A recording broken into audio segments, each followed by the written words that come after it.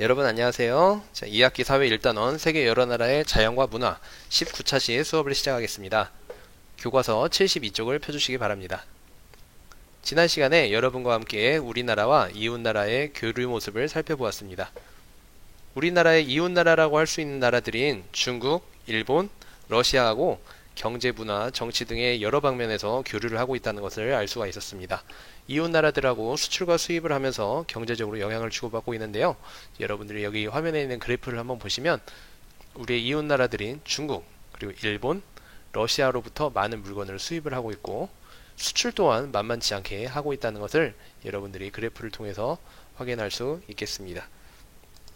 뿐만 아니라 문화적으로도 러시아의 발레라든지 지난 시간에 여러분들과 함께 보았던 러시아의 가장 유명한 그런 전통 무용이죠. 자, 발레라든지 그 다음에 중국 소림사 그런 무예단이라든지 자, 이런 문화들을 우리나라에서도 많이 공연을 하고 있고 반대로 우리나라의 문화들도 외국에서 다른 나라 이웃 나라들에서 많이 공연을 하고 있습니다. 우리나라의 사물놀이 같은 전통 문화라든지 최근에는 K-팝 그룹들이 중국, 일본, 러시아 같은 나라들에서 공연을 하는 경우도 상당히 많이 늘어나고 있죠. 아예 그냥 중국이랑 일본에서 공연하는 것을 목표로 애초에 그 그룹을 결성할 때부터 중국인이나 일본인 멤버를 애초에 아예 그냥 데리고 포함해서 그렇게 결성하는 그룹들도 있습니다. 프로젝트식으로 그렇게 하는 나라들도 있어요. 뿐만 아니라 한중일 미세먼지 한중일 3국이 미세먼지를 공동으로 이제 함께 해결을 하기 위해서 이런 한중일 환경부 장관들끼리 모여서 이런 환경 문제에 대해서 함께 논의를 한다든지 또는 각국의 수장들끼리 만나서 자유무역협정 FTA죠. 자, 이런 거에 대한 의견을 주고받기도 하고 서로 이런 무역 발전을 위해서 서로 힘쓰기도 하고 그렇게 하기 위해서 이런 정치 부분에서도 서로 교류를 하고 있다는 것을 여러분들이 공부를 해보았습니다.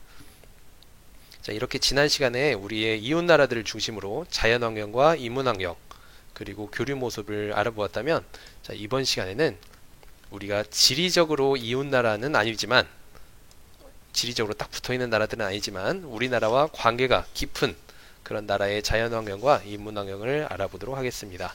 여러분들 교과서 이제 68쪽 봐주시면 68쪽이 아니지 자, 이제 교과서 72쪽을 봐주시면 되겠습니다. 여러분들 화면을 보시면 여러분들 이제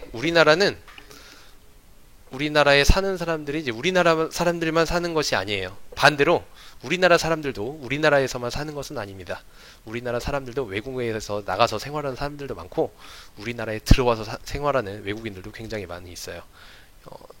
글로벌 시대라고 하죠. 지구촌이라고도 하고 지구가 이제 더 이상 지구는 이제 앞으로 이제 하나의 마을이에요. 그래서 이웃 마을 사람들이 우리 마을 와 있는 것처럼 외국 사람들이 우리나라에 와 있거나 아니면 우리나라 사람들이 외국에 가서 일을 하거나 굉장히 이제 더 이상 엄청 생소한 일이 아닌 굉장히 자연스러운 한 부분으로 볼 수가 있겠습니다.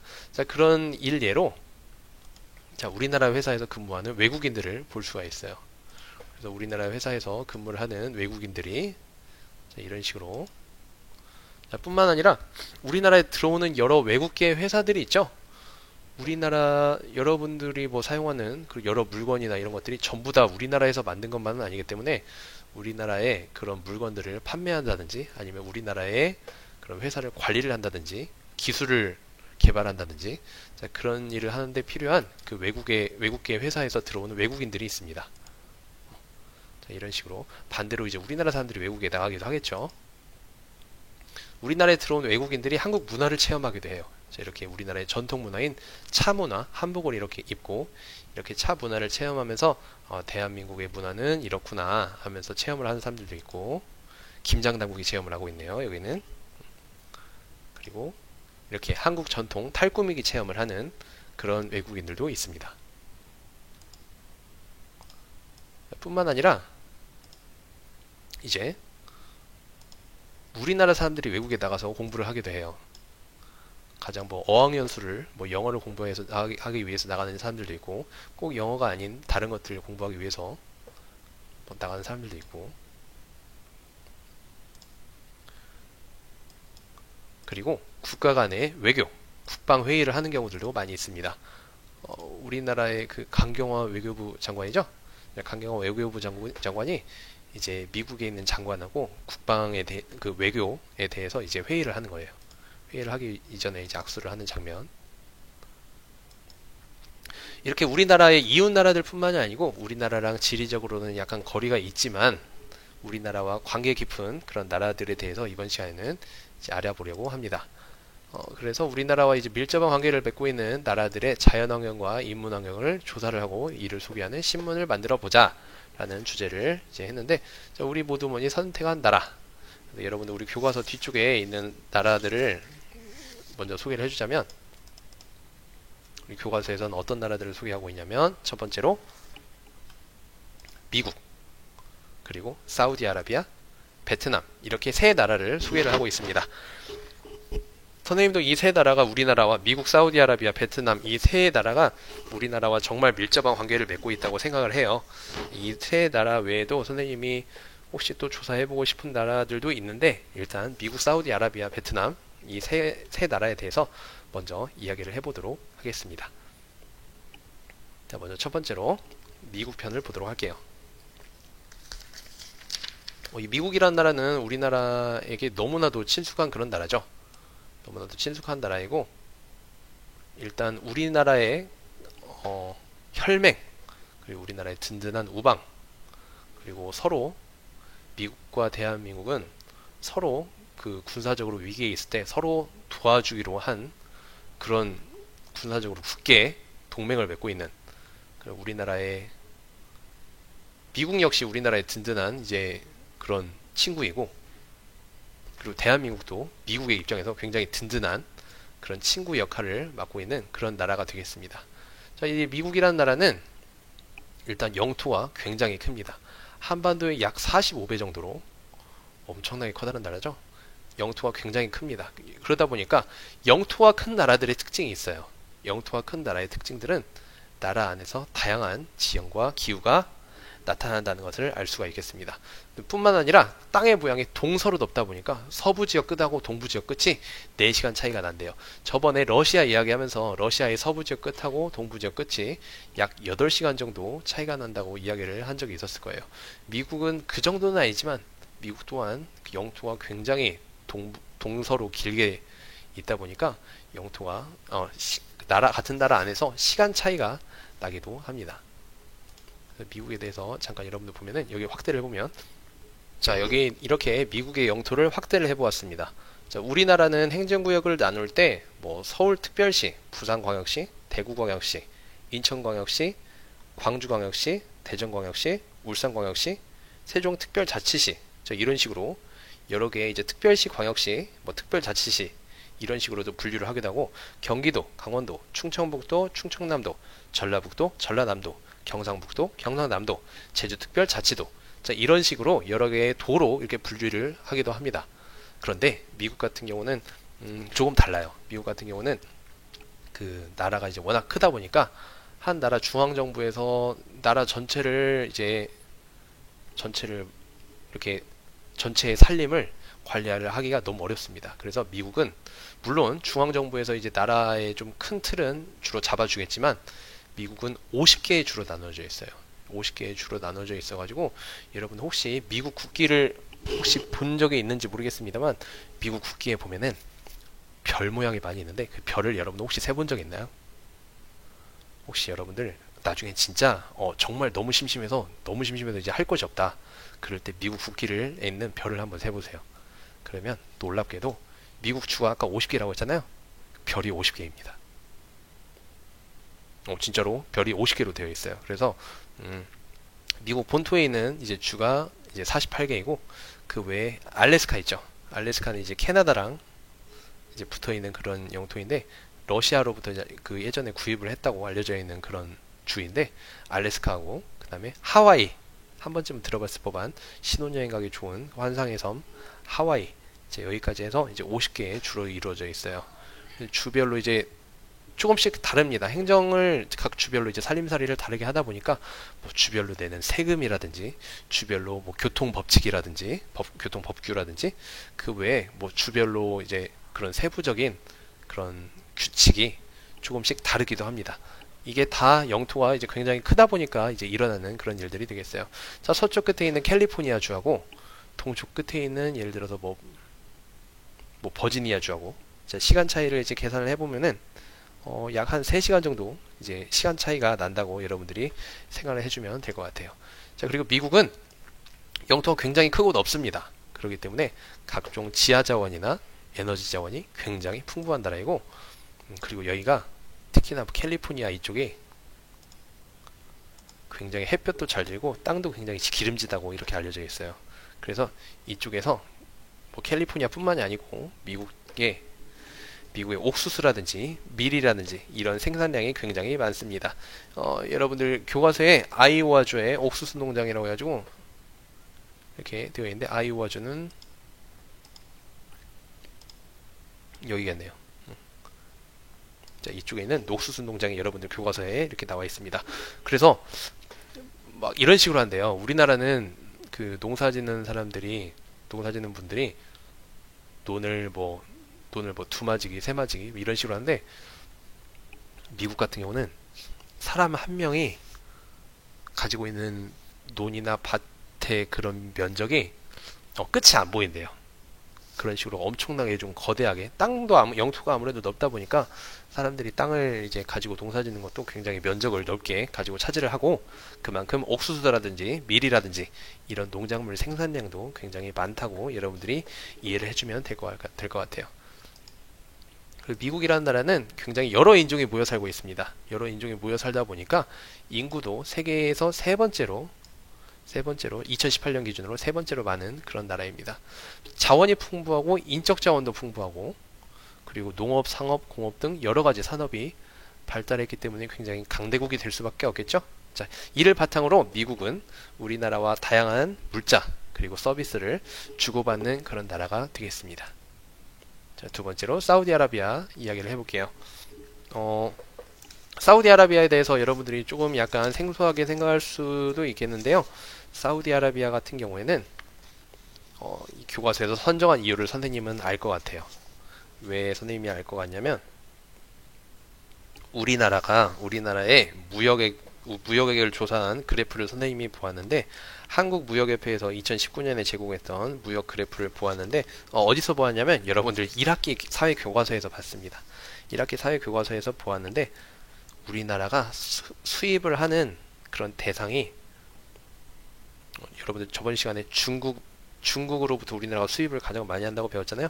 중국이 1위, 우리나라가 수입하는 나라 1위, 미국으로부터 두 번째로 수입을 많이 하는 미국이 2위, 일본으로부터 세 번째로 수입을 많이 하고 일본이 3위, 사우디아라비아가 4위입니다.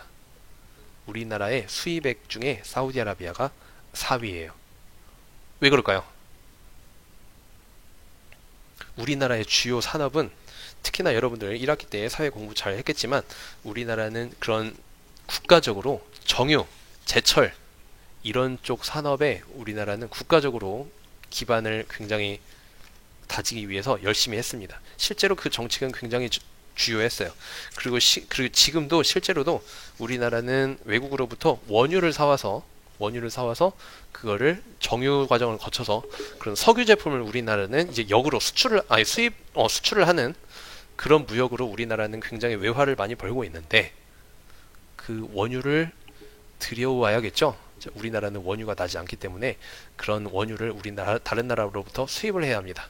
자, 사우디아라비아가 우리나라가 원유를 수입하는 대표적인 나라라고 생각을 해주면 되겠습니다. 여러분들 여기를 보시면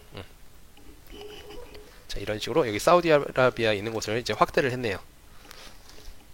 나라가 굉장히 크죠. 자, 이쪽을 이제 우리가 흔히 중동이라고도 하고 아라비아 반도라고도 이렇게 이야기를 하는데, 나라의 면적이 한반도 면적의 약 10배 정도 된다고 합니다. 굉장히 크죠. 굉장히 큰데, 그 대신 인구는 우리나라의 약 3분의 2 정도밖에 되지 않는다고 해요. 그리고 좀 저위도에 위치해 있다 보니까 이곳은 연평균 기온이 30도 이상이에요. 굉장히 덥고 좀 사막 지역이 그리고 많아서 덥고 건조한 그런 기후가 되겠습니다.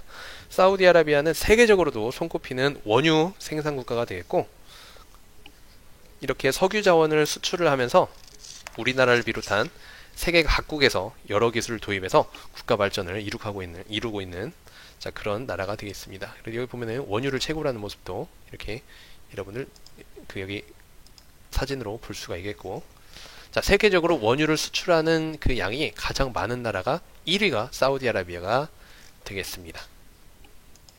자, 그 다음으로 베트남이란 나라에 대해서도 이제 여기 우리 친구들이 이제 조사를 하고 있는데, 베트남을 선정한 이유도 선생님은 알 것 같아요. 아까 우리가 사우디아라비아가 우리가 수입을 많이 하는 나라 네 번째라고 했잖아요. 베트남은 우리나라가 외국으로 수출을 하는 나라 세 번째입니다. 그러니까 우리나라 기업들이 베트남에 진출해서 많은 돈을 벌고 있는 나라니까 우리나라 입장에서는 굉장히 놓칠 수 없는 그런 고마운 나라가 되겠죠. 자, 이 베트남이란 나라는 우리나라와 굉장히 활발하게 교류하는 대표적인 동남아시아의 국가가 되겠습니다. 저번에 여러분들 그 한자권 문화 공부를 하면서 중국이랑 그런 중국의 이웃 국가들 중에 그런 경우가 상당히 많다고 이야기를 했었었는데, 베트남 역시 중국하고 국경을 맞대고 있다 보니까 베트남도 예로부터 한자 문화권인 경우가 꽤 많이 있어요. 그래서 보면은 베트남 사람들도 우리나라 사람들하고 뭐 문화가 같다고 볼 수는 없지만 뭐 젓가락을 사용한다든지, 자, 이런 면에서 문화가 꽤 상당히 비슷한 면이 굉장히 많이 있습니다. 우리나라가 수출을 굉장히 많이 하는 나라예요. 자, 아까 세 번째로 우리나라가 수출을 많이 하는 그런 나라가 되겠고, 우리나라 기업들도 굉장히 많이 진출해 있습니다. 최근에는 베트남 축구 국가대표팀에 우리나라의 박항서 감독이 취임을 해서 굉장히 좋은 성적을 많이 냈어요. 그래서 한동안 베트남에서 이제 한국 사람 혹은 한국 문화, 한국 제품에 대한 그런 엄청난 인기를 끌기도 했던 그런 나라예요.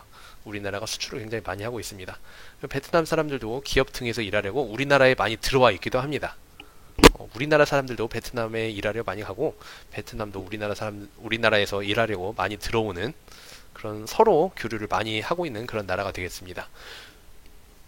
동남아시아 중에서 좀 약간 동부 쪽에 있고, 그리고 면적은 남한의 3배 정도, 인구는 대략 2배 정도. 나라를 보시면 나라가 특징이 남아메리카의 칠레 정도까지는 아니지만 나라가 좌우로 긴 것보다는 그래요. 나라가 동서로 긴 게 아니고 남북으로 길입니다. 나라가 동서로 길면, 러시아 같이 나라가 동서로 길면 시간 차이가 많이 나는데, 베트남은 이제 시간 차이는 별로 안 나겠지만 남북으로 굉장히 길다 보니까, 네, 그래요. 남북으로 굉장히 길다 보니까 위도 차이가 많이 나게 되고, 그에 따라서 기후, 날씨가 좀 많이 다르게 됩니다.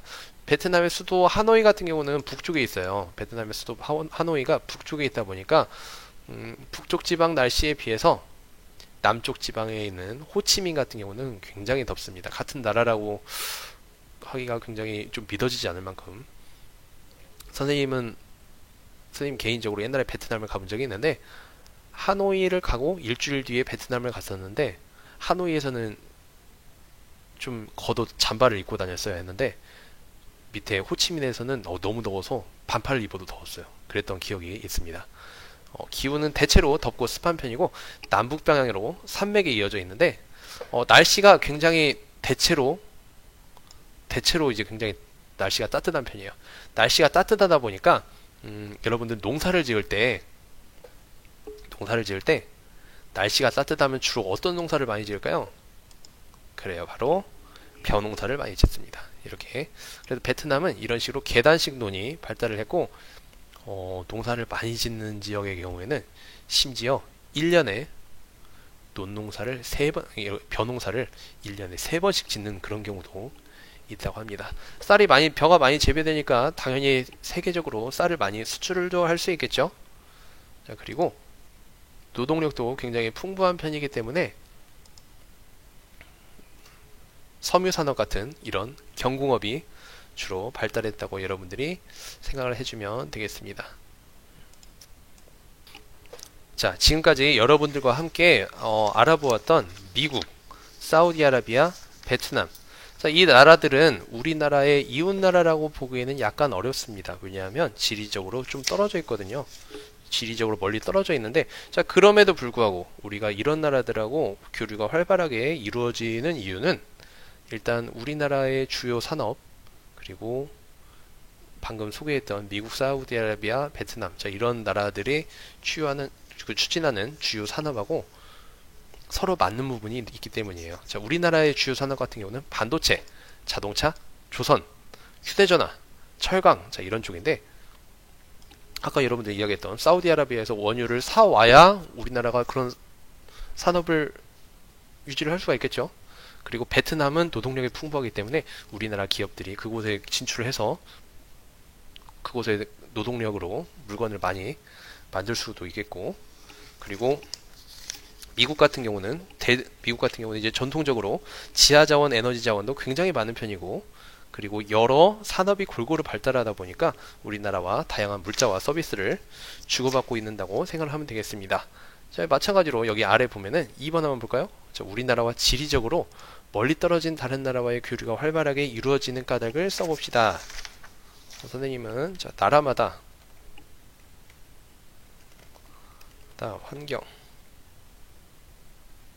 환경이라면 지형이라든지 기후라든지 인구, 산업이 달라 서로 필요한 도움을 주고받을 수 있기 때문이다. 우리나라에 없는 원유가 사우디아라비아는 굉장히 풍부하게 있고, 우리나라에서는 이제 우리나라에서 조금 부족한 노동력을 베트남에서 이제 보충할 수가 있고, 서로 이렇게 교류를 할 수 있다고 생각을 하면 될 것 같습니다. 자, 이번 시간에는 우리나라와 관계 깊은 그런 나라들의 자연환경과 인문환경을 알아보았습니다. 다음 시간에는 우리나라와 세계 여러 나라의 교류 모습을 살펴보도록 하겠습니다. 수고하셨습니다.